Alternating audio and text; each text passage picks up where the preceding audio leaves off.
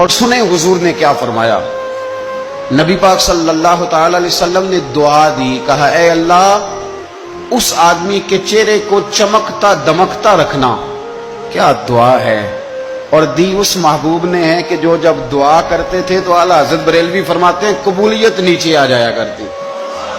حضور نے دعا دی، کہا اے اللہ اس آدمی کے چہرے کو چمکتا دمکتا رکھنا جو میری حدیثیں یاد کرتا ہے اور پھر آگے بیان کرتا ہے۔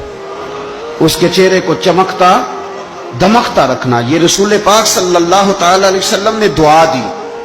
میرے عزیز، امام بخاری رحمۃ اللہ علیہ کے ایک شاگرد تھے محمد بن عباس، وہ کہتے ہیں مجھے امام بخاری نا حدیثیں لکھوایا کرتے تھے اور میں حدیثیں لکھا کرتا تھا۔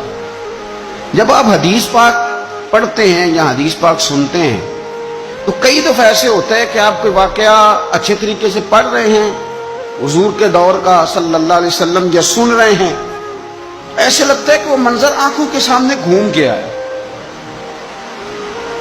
تو امام بخاری رحمۃ اللہ تعالی علیہ اپنے شاگرد کو حدیثیں لکھوا رہے تھے تو ایک خاص حدیث پاک کے لحاظ سے آپ نے فلسفہ بیان کیا۔ انہیں چونکہ حدیث پاک کے مشن سے پیار بڑا تھا امام بخاری کو، فرماتے ہیں 500 دینار میری ماہانہ آمدن ہے، میں ساری نبی پاک کے دین کے طالب علموں پہ خرچ کر دیتا ہوں۔ یہ مشن سے پیار ہے۔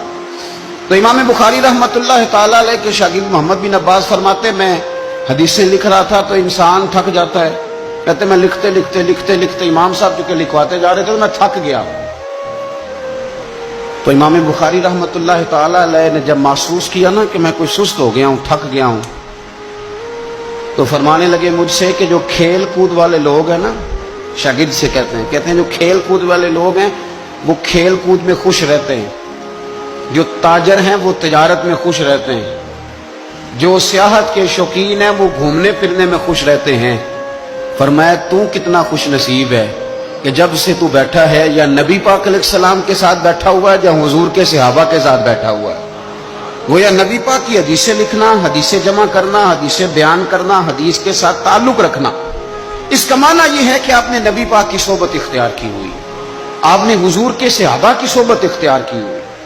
حدیث پاک کو یاد رکھیں، حدیثیں اپنے ذہن کے اندر بٹھائیں۔ ایک حدیث پاک میں نبی پاک صلی اللہ علیہ وسلم نے فرمایا جس نے 40 حدیثیں جمع کر کے میری امت تک پہنچائی، اللہ قیامت کے دن اسے علماء کے ساتھ کھڑا فرمائے۔ حدیثوں کو یاد رکھیں۔ میرا آپ کو مشورہ ہے کہ رات کو بیٹھ کے لکھیں آپ کو کتنی حدیثیں یاد ہیں، جو یاد ہیں وہ لکھیں، اور حضور صلی اللہ علیہ وسلم کی باتوں کا ذکر کریں۔ کسی شاعر نے ایک جملہ کہا تھا پر بڑے بہترین کہہ دیا، وہ کہنے لگا یا رسول اللہ صلی اللہ علیہ وسلم میری تو بات بن گئی ہے بس تیری بات کرتے کرتے۔